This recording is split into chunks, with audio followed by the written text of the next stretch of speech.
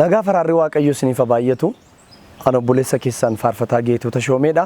Har'a waan tokko isin beeksisuudhaaf achi as ba'e waldaan lattuu hafuura waaqayyo bu'aa bayii baay'ee dabarsaa kan iddoo kana geesse waggaa 5f hundeeffamuun ishee har'as alaaf keessan kanatti dhufatu mudannoo garaa garaa damdamachaa kan iddoo kana geesse hojii wangeelaa hojjetaa jirtu.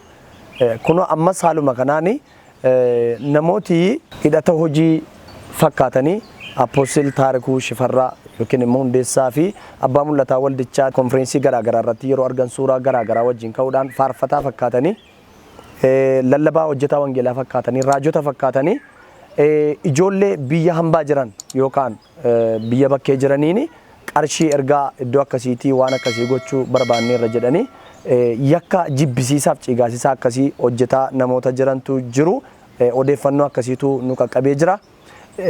Namooti screenshootii gootanii nutti ergitanis hin jirtu.